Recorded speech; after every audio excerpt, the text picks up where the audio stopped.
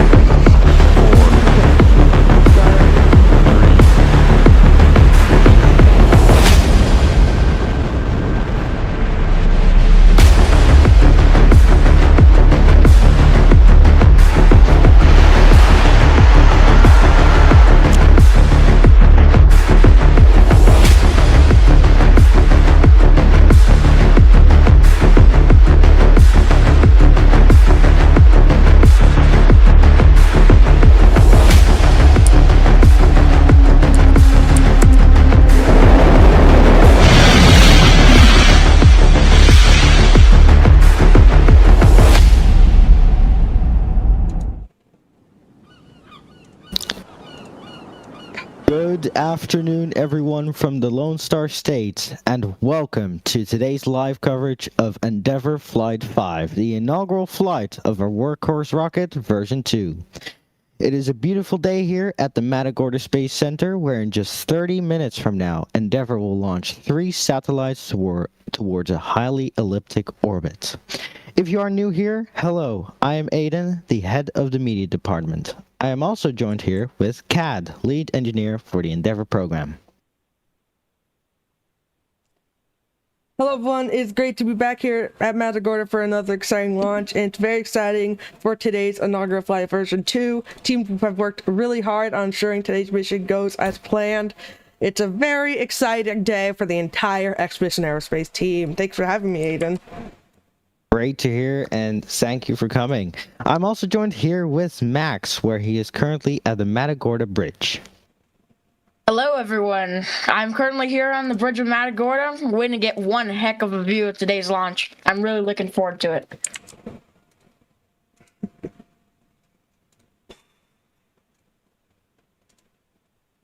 Yeah. It's great to be back here, and we're counting down towards launch. Exciting day here for the entire Expedition team, as we said. This is basically an entirely new rocket with many new capabilities, and wow, it's just incredible how far things can go. So with that, we're also going to be showing here a interview with my good friend Aiden about today's launch.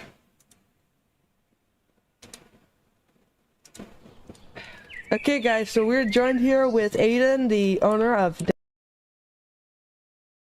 about the Endeavour rocket that's currently right behind us. Yep, so about this rocket, you see, what's actually the goal of Endeavour here? Endeavour is like it's a workhorse rocket. We want to make launches cheaper.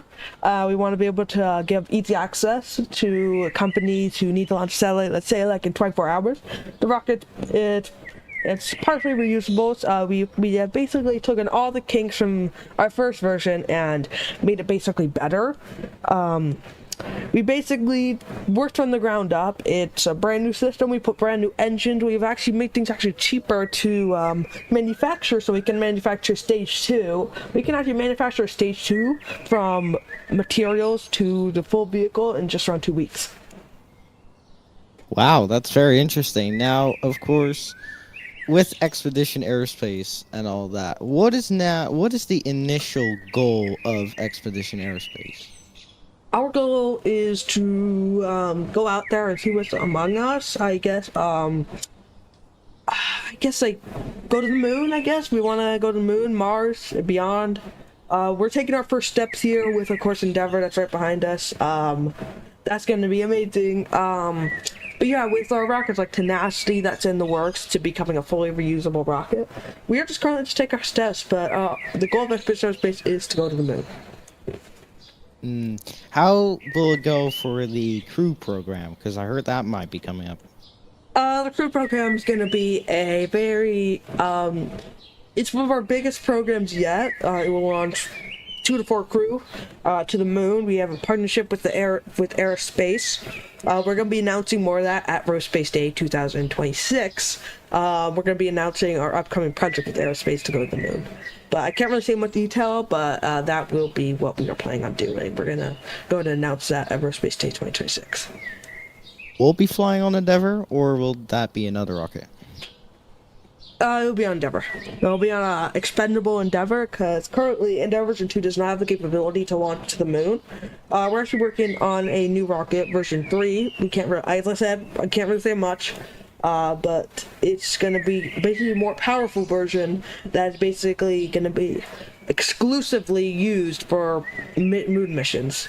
It's like version 3. It's basically expendable Endeavour, but it's much more for moon missions.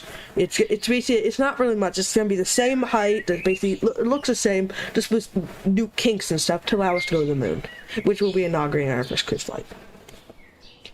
Interesting, very interesting. Now, you're talking all about the moon and stuff, but do you see any potential in going to Mars or even beyond with future rockets? Yes, we do plan on going to Mars in the future. Like with Tenacity, we want to go to Mars in the future. We're first gonna start sending demonstration flights to Mars and cargo, and then eventually crew. All right, now talking more about the rocket behind us here with the Endeavour version 2 coming up for its next flights already, I believe, somewhere next week. Confidence in this mission. We've gotten a lot of data from our version 1. Version 2 should hopefully be very reliable. With first stage landing, I'm not really confident. We have never landed a rocket before. We have never gone as far. I think we could probably make it towards the entry burn, because we've gotten a lot of data. It's just the landing burn's probably the riskiest part, because we've never relit the engines as far in the atmosphere. We have not done a boost back burn, but we are confident because we saw the data from stage 2. We've gotten boost back burn shouldn't be too hard. We have done basically very hard maneuvers with stage 2 before on version 1. But with the entry burn, we got a lot of data from version 1. As you said, you were there to see the atmospheric re-entry test. You saw that with version 1. We basically actually kind of like simulated an engine restart with the 1A engines, but didn't reignite them. We basically did the procedures as if we were, but we just didn't put stuff in the turbo pumps. Go ahead. But with this mission, we could probably make it to the entry burn. Just the landing burn is going to be the hardest part. Would have it been a better idea to relight engines on the V1 rocket, or was it just not capable of doing that at all? It was not capable. Once the engines ignited on version 1, on first stage, they went out. They did not have the capability to relight. The best part of version 2 is it actually has capability. We actually have enough COPVs to reignite the engines like 3 times for boost back into lane burn, but we also have 2 extra COPVs. We call them backup COPVs, and those are actually meant to relight the engine in case of an anomaly. If the engine, let's say, had an igniter failure, we can reignite those engines. But very interesting. But version 1 did not have the capability. It did not have built-in COPVs. So we were very lucky that in the version 1, every flight, we had no engine failures on version 1. The closest we had been to Endeavour having an actual failure was during flight 1. We were actually a few seconds away from the second stage nozzle from ripping itself apart, but a minute before that, we lowered and extended the burn time. Alright, well, very interesting on the rocket side of things. Now, about the launch site here, the Matagorda Space Center here, why choose this launch site for this rocket? Matagorda was not our first choice. We were actually deciding with Florida.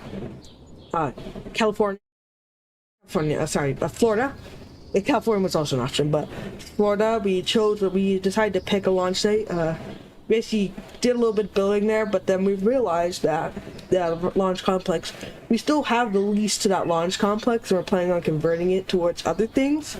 But right now, we decided to choose Matagorda back in, I believe, late 2023 during the endurance program. We were picking out launch site. We were picking between with our partners at Stellar Aerospace. We had Seadrift and Matagorda.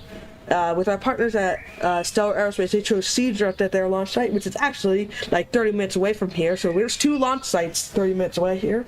Seadrift is right down there. There's not much activity there. But Endeavour, we chose this because we had the upcoming MLV program at the time.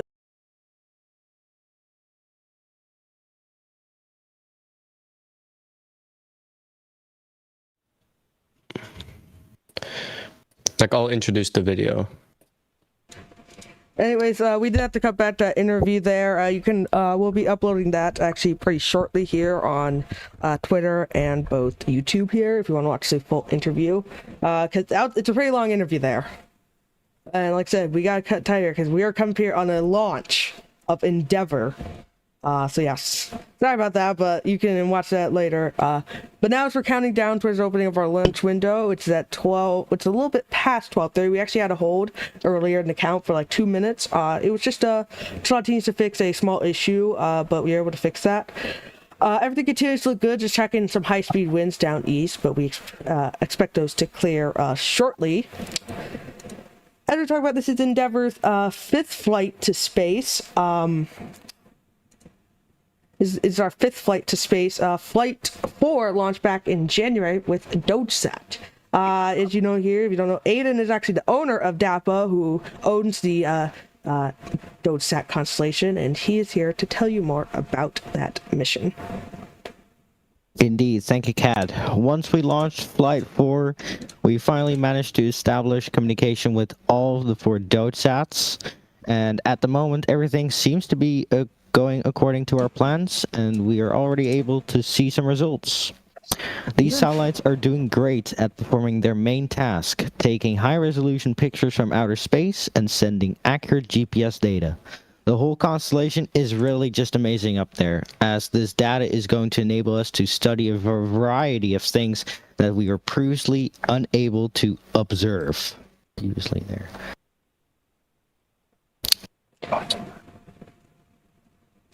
Now, as we prepare for today's flight test, we would like to share a recap of our last flight, Endeavor Flight 4.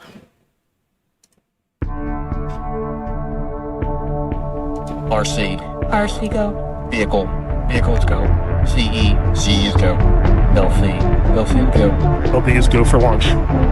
T-minus 10, 9, 8, 7, 6, 5, 4, 3, 2, 1. Ignition. And liftoff. Go DogeSat. Farewell, Endeavor version 1. Booster upper chamber pressure is nominal.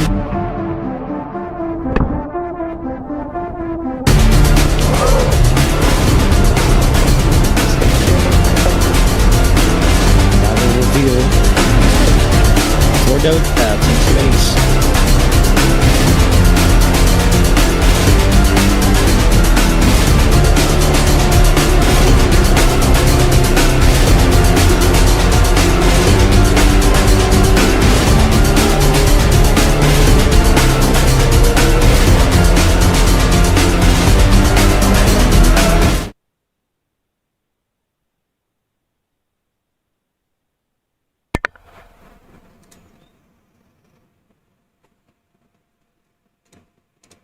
We are currently T-minus 16 minutes and 25 seconds until the launch of Endeavor. Let's learn more about today's launch vehicle. Endeavor stands 66 meters tall on the launch pad and is 12 meters taller than Endeavor version 1. This is a massive upgrade for the new version, as it is powered by 8 engines, 7 engines on stage 1 and 1 single engine on stage 2.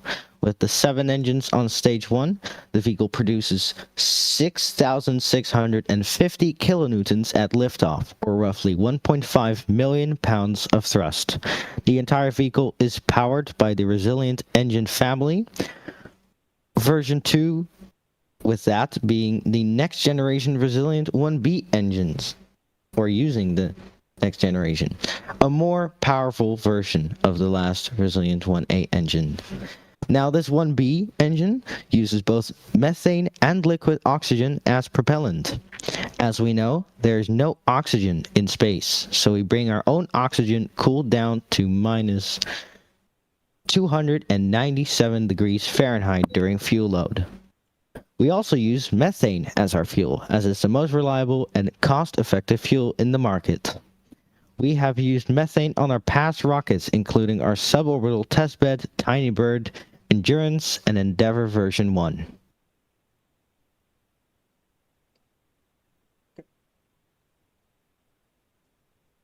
Today's launch will carry 3 satellites towards a highly elliptic orbit for Celestial Space Technologies CSS Weather Sentinel-1. Satellites for monitoring solar activity and act as an early warning system to orbital and ground-based equipment.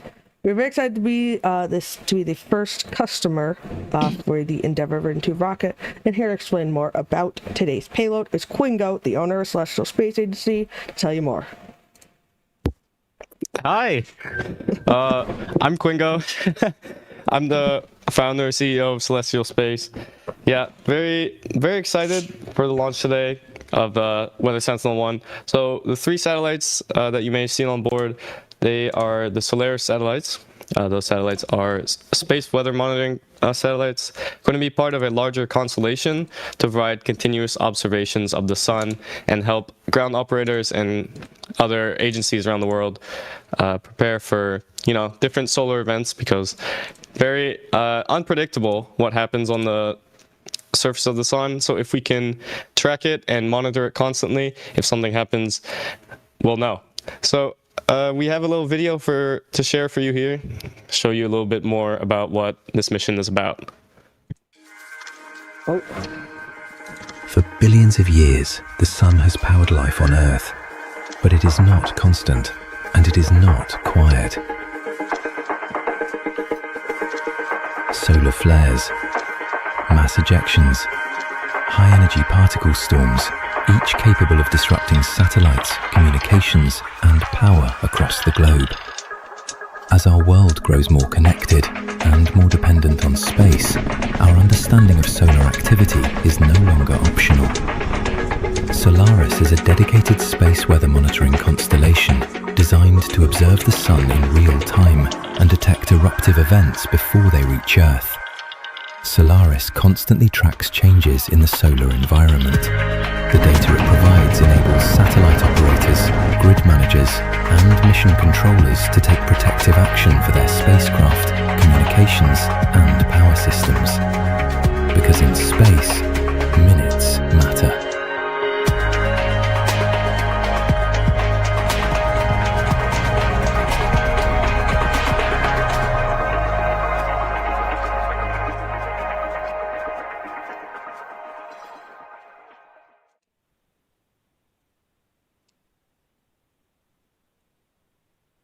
We'd like to thank Quingo for joining us for today's webcast for the first launch of Endeavour version 1 and for their mission of the Weather Sentinel 1 mission. We'd like to thank the entire Celestial Space team for entrusting us for today's mission. Really excited to see what the 3 satellites give us for future missions. And of course, speaking of today's first flight, we got to address the elephant in the room. Today's launch will attempt a landing on our drone ship dubbed The Chances Are Never Zero, which is currently placed out in the Gulf, awaiting for a booster to bring a booster back to the port for reuse. And we're hoping on seeing our first ever attempt at landing an orbital rocket booster for the first time on today's flight.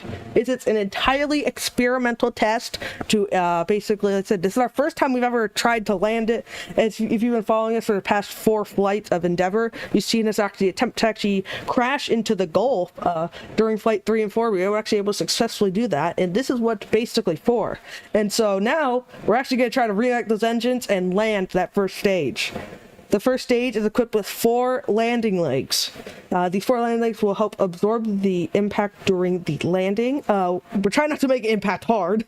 We'll see it basically come down. We're going to ignite 3 engines, select down to 1, and make our way towards the drone ship, where then, and hopefully 2 to 3 days from now, depending on weather out in the Gulf, we will hopefully see a booster return to the port. We do not plan on reflying this booster, actually, because of, we want to put it on display or something. It's a monumental achievement for Expedition Aerospace. But like I said, it's not guaranteed, but as the drone ship's named, the chances are never zero. You don't know. Now we're going to bring it over to Max for a status update on today's launch. Max? Hey, Gad. Everything is continuing to look good for today's launch. Those upper level winds we were talking about have cleared, and we're looking 90% go for today's launch in terms of weather. Teams are continuing to get the rocket ready for launch as we are T-minus 9 minutes and 55 seconds away from launch. Thanks, Max. Today's launch will be the 6th launch from the Matagorda Space Center. If you're not up to date, Aerospace launched just around a little under a month ago, bringing the first international launch from the Matagorda Space Center. But actually, Expedition Aerospace was actually not the first company to actually launch from Madagorda Space Center, and no, it's private. Expedition Aerospace is not actually the first because it was home to another suborbital rocket here from Matagorda. We're going to explain that now. As Expedition Aerospace prepares for its 5th flight to space, here is a brief overview of Matagorda, Texas. Established in 1827, the town of Matagorda is the 3rd oldest Anglo-American town in Texas and served as a critical deepwater port throughout much of the 19th century. And in 1982, Matagorda would make history. SSIA would launch the Conestoga rocket from Matagorda, completing the world's first private rocket launch.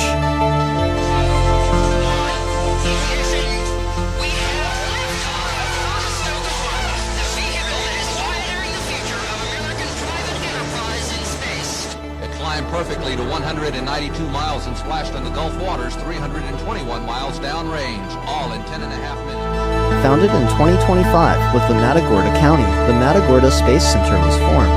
As until April of 2026, 5 launches have occurred at Matagorda Space Center, launching 7 payloads to orbit. An Endeavour will make history today by being the first ever reusable rocket to launch from Matagorda. As launches increase, Matagorda will open the heart towards space exploration as we head further.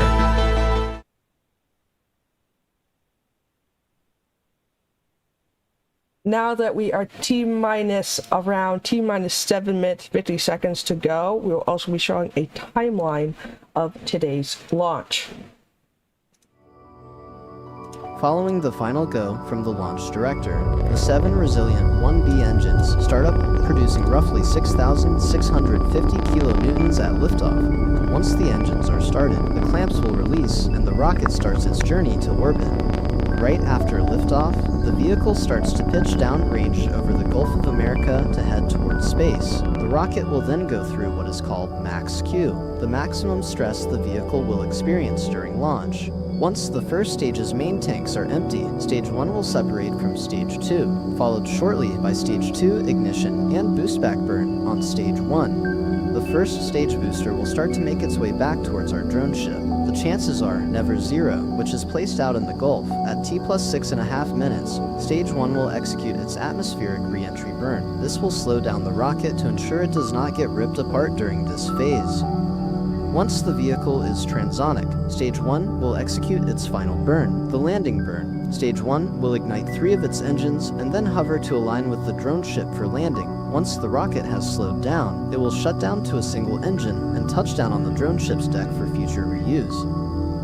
Meanwhile, Stage 2 will shut off its single engine and coast for a relight later into the flight. Once Stage 2 gets to the correct orbit, it will deploy the 3 satellites in towards a highly elliptic orbit, where they will monitor solar activity and act as early warning to orbital and ground-based equipment.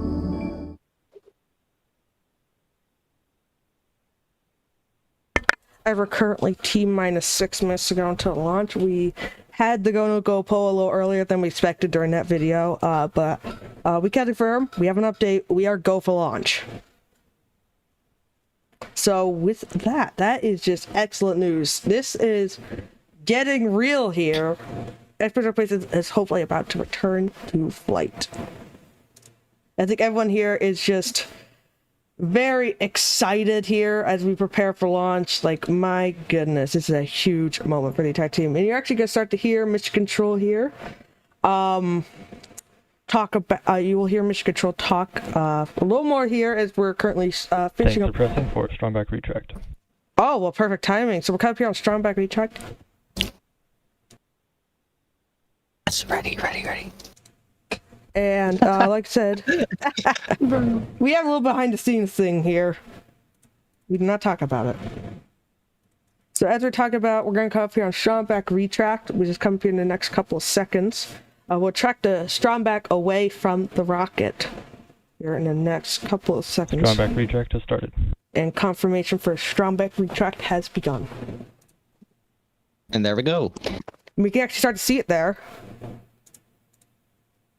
You can actually start to see the strong back now. Retract, there Excellent. it is. It's now retracting from the rocket.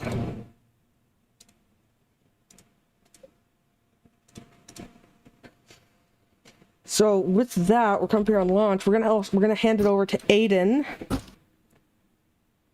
for the remainder of today's countdown for launch of Endeavour Flight 5. So I'm gonna pass it over to him. Godspeed, Endeavour. Godspeed, Weather Sentinel 1. Thank you so much, CAD. Wow. I'm honestly speechless because I've been waiting for this for quite a while, and we're 4 minutes away until that expected launch here. Give me a second. Yeah. Right, less than 4 minutes. We just got the Strom back retract, and of course earlier that go no go pull. Stage now one, that was a lock very complete. And there we go, stage 1 lock slow complete. That's very good news. So that's complete now. About the go no go pull beforehand, that was a very crucial point in the launch timeline where the launch director pulls all station leads, including telemetry, propulsion, weather, and range safety, to ensure that all systems are go for liftoff. Upon clearing this final pull point, it is then handed over to the automated launch sequencer, I believe, who will quickly move the countdown towards liftoff. So now the tanking completion, we just heard the launch load complete, and we should hear stage 2 launch load complete a minute after that. So everything looking good for now. We're reducing commentary a little bit just to get things ready here.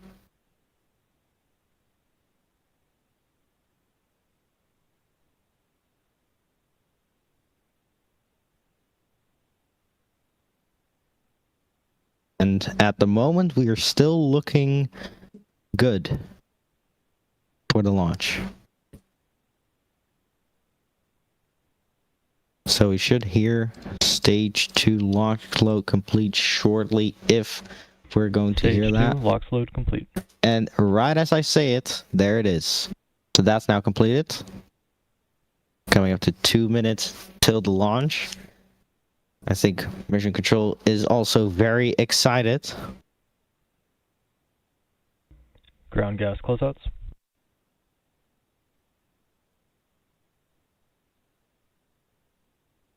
We're now past 2 minutes. Ground gas closeouts. So, everything's getting prepared now. Now, of course, within this countdown, we do have an optional hold at T-minus 50 seconds that we can use to top off propellant a little longer or do some final checks for launch, just to make sure everything is working correctly, because even if anything goes wrong, there are a million things that can go wrong and one thing that can go right, and that one thing needs to be all good. So once again, we might have that optional 50-second hold. So be aware in case that does happen.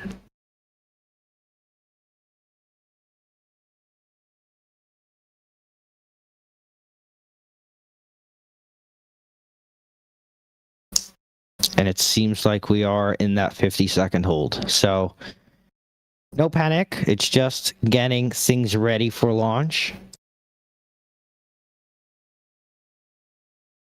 Just getting things ready here, which is very important. So no panicking. We are in that T-minus 50-second hold. Teams wanting to do some final checkouts on the rocket. And we're now back to 1 minute and 30 seconds. And that will always happen if we're in a T-minus 50-second hold. Looking for final proceed with the launch sequence. We had a tripped hold for final checkouts, and we did have an issue with the one of the umbilicals on the Strom back. Where it appears we could probably resolve that here. Expect to unfold in probably next 2 minutes. And there you heard that. So somewhere in the next 2 minutes, we might see an unhold release of the count, and then things are going to be exciting here as It's already pretty exciting and tense with the hold. And we'll see how that goes throughout the next few minutes.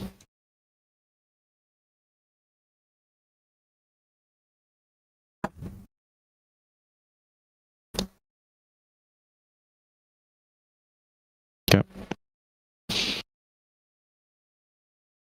Yes.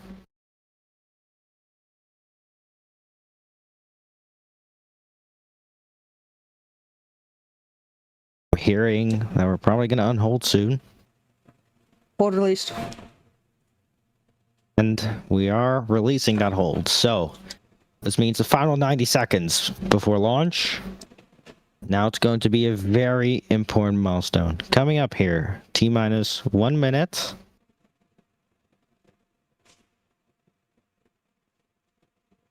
Out of the hold. On checkouts for launch. Now, let's listen into Mission Control with Flight Director Garrett Hopkins in the seat today. He was the flight director for Endurance Flight 1 and will take us through today's count. Godspeed, Endeavor.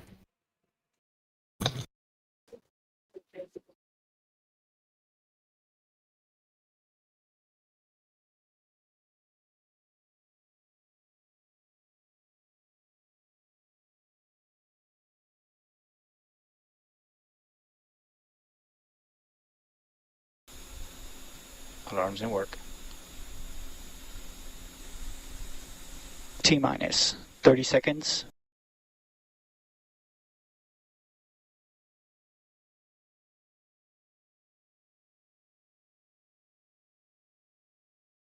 Nominal stage 1 TVC motion. Good rain curtain. T-minus 10, 9, 8, 7, 6, 5, 4, 3, 2, 1. Ignition and liftoff. Transition to ascent operations, PRC LLP 1435. Operators transition to ground channel for pilot safety.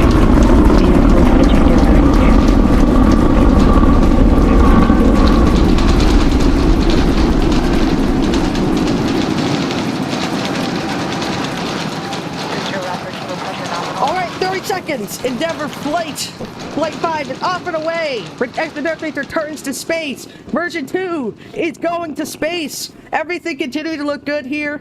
Seeing 7 of the engines are on. Everything looking good. Power and telemetry are nominal. Power and telemetry are continuing to look nominal here on stage 1. Seeing those 7 resilient 1B engines ignited as we're pitching downrange.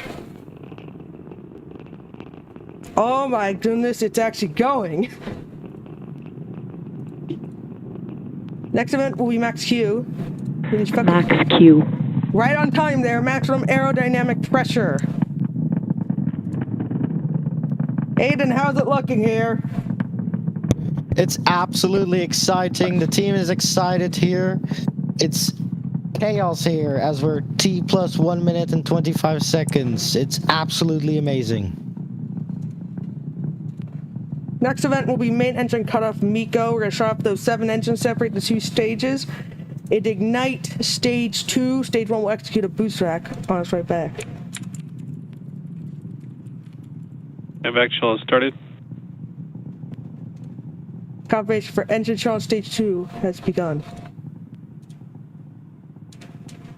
All right. That was absolutely amazing. Now 2 minutes into the flight of Endeavor. Nominal trajectory. Continuing to Nominal look good. trajectory. Oh my god.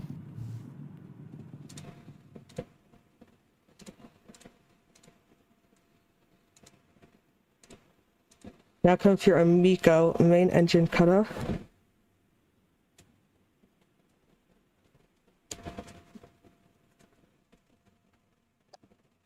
MECO should be at around T plus 3 minutes. Expect that T plus 3 minutes. We're gonna shut off those 7 engines, separate the 2 stages, and ignite stage 2. Stage 2 will burn for about the next 6 minutes, I think 6 minutes? Yeah, 6 minutes. And stage 1 will make its way back towards the drone ship. Well, listen in here.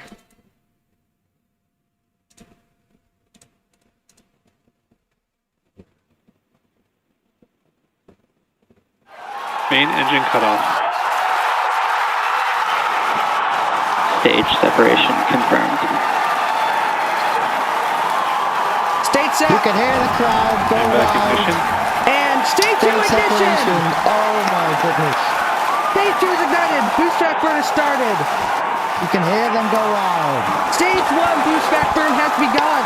Stage 3 engines. We're underway. Back to Earth. And boost back burn has shut down.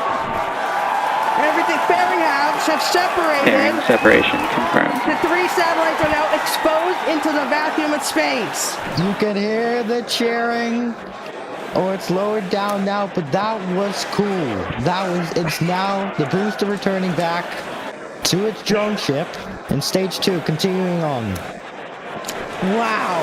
Quingo, how does it feel that your payload's in the vacuum of space? That was really good. Really happy about that. It looks beautiful. Oh my god.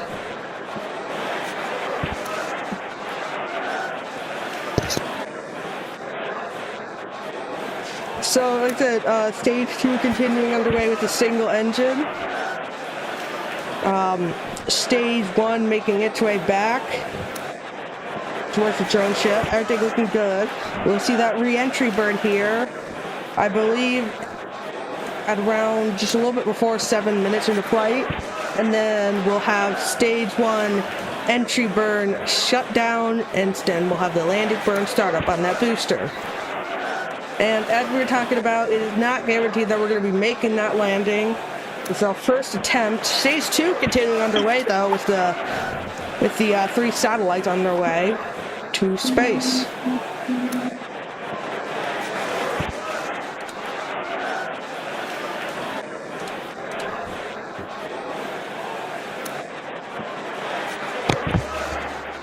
Some applause in the background as we continue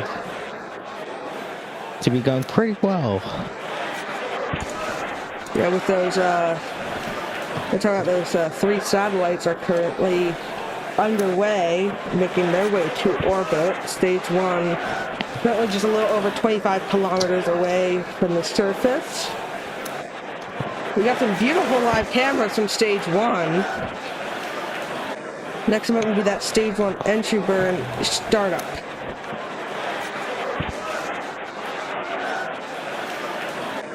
You can hear the crowd. It's very exciting here.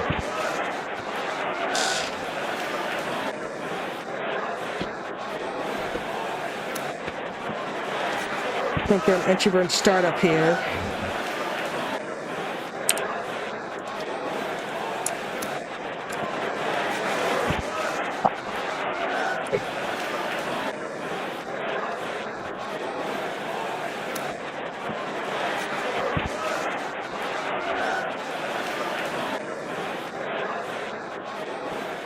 Stage 1 entry burn startup.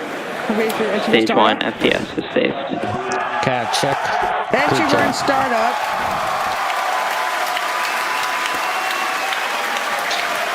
Great news.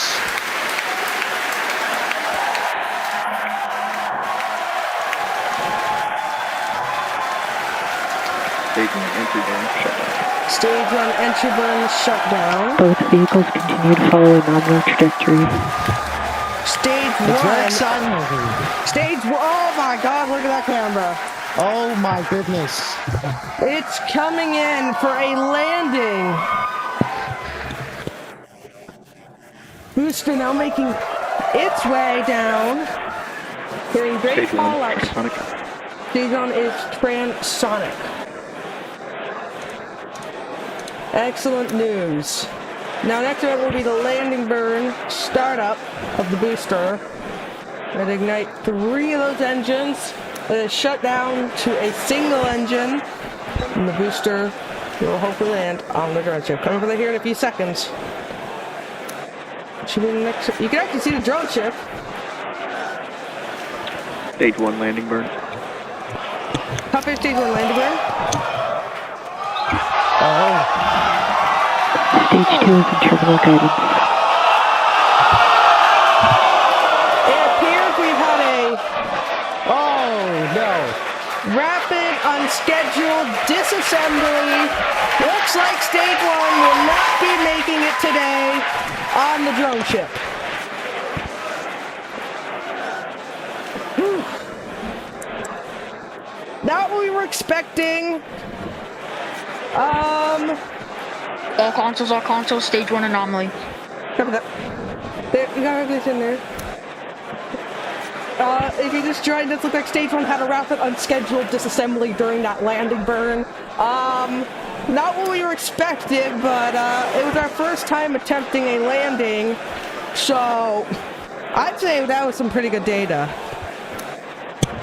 Yeah, that was absolutely insane today. Well, Stage 2 continuing under its own power. Stage 2 is continuing. Yeah, it's doing a great job.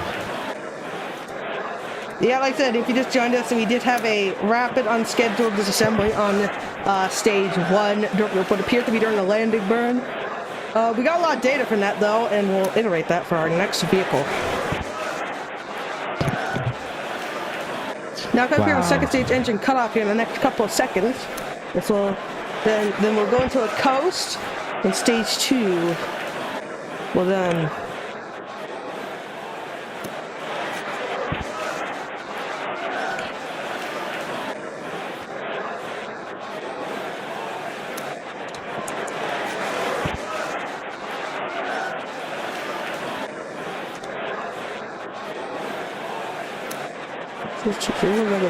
Stage 2 FPS is safe. And Seco! There we go! Stage 2, now in space. This is now the 5th ever time we have been to orbit here, so with that, we're going to go into a small coasting phase. We'll be back at around 14.5 minutes for second stage engine start 2. Be back soon.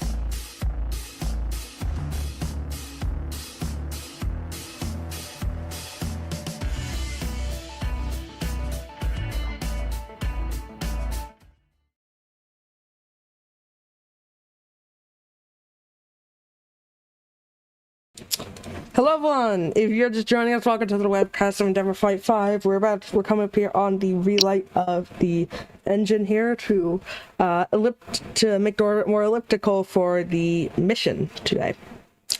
At the time of today's was launching 3 satellites towards orbit for Celestial Space Agency. As we were talking about that, if you guys just joined us, we had a rapid unscheduled assembly on stage 1. Appears that we lost the booster during that initial part of the landing burn. We're coming up here on SCS 2 here in a couple seconds. We're gonna see here if we can see that relight. It's like a 4-second burn, and there we go. And that is relight. And shutdown. That now places the 3 satellites in towards orbit. So we're gonna be coasting for another 5 minutes here, and we'll be back at T plus 19 minutes for payload separation.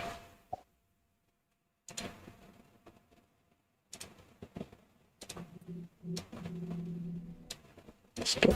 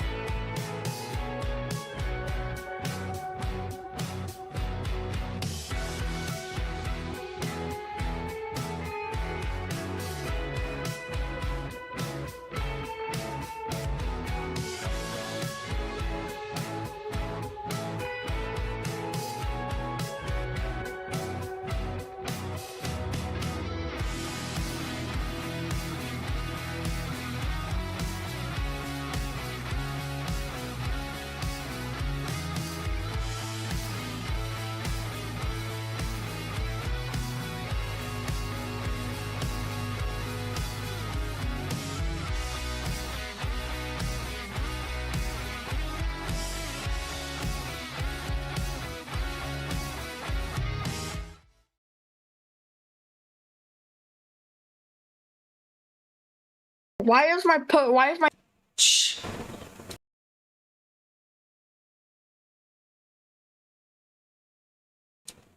Hello everyone, if you just joined us, welcome to the webcast of Endeavor Flight 5.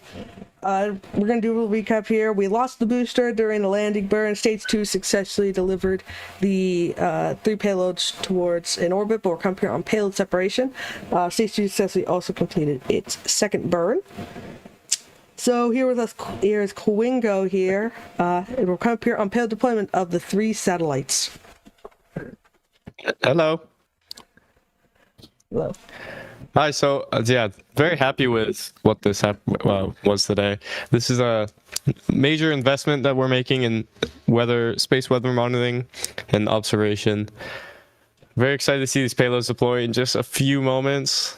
While we're watching that, I'll talk a little bit about what this is. So to help better understand and monitor, sorry, hold on.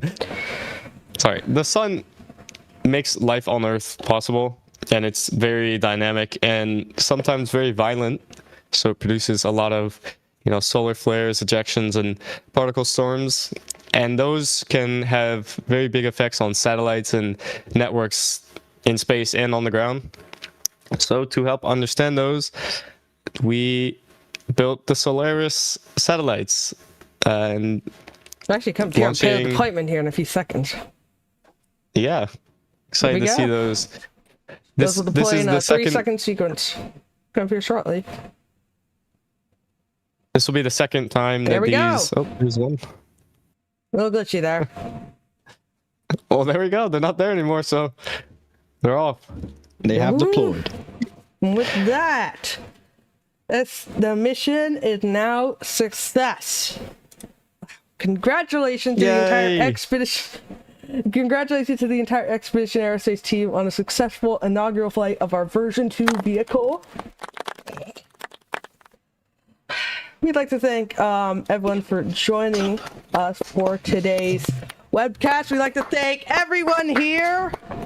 We'd like to thank Aiden. We'd like to thank Quingo. We'd like to thank Go for Launch. We'd like to thank the entire Expedition Aerospace team for basically getting this off the ground. Oh my god, he scared me. We'd like to thank everyone for joining us for today's webcast. I'd like to thank the Matagorda Emergency Team, Fire Department, and Police Department for helping today's mission. I'd like to thank the Range and FAA for supporting today's mission. And we'd like to thank the viewers for joining us for today's webcast. So with that, we're going to be ending today's webcast here. Everyone ever have any words before we end here? My brother was just celebrating with y'all and us. I was clapping so happy. too. Yeah. So happy. So it was absolutely amazing. So it's that we're going to today's webcast, and we'll be back for Endeavour Flight 6, a mission to the moon. Good night. We'll see you next time, and good night.